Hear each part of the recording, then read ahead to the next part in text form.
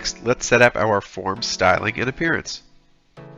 Compass Wave provides multiple ways for you to customize exactly how your form looks and feels. The form comes pre-styled, but with a few small changes, you can make your form really stand out. First, adjust the size and select your border design.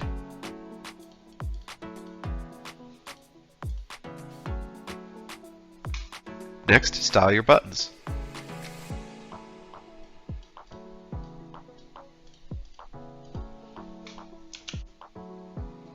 Here's where you can provide a custom graphic or logo. Next, include a backlink so that if a customer clicks on the logo, it will direct them to your URL. Choose a font style and color. Finally, select a background color. Click Save Changes, and you're done.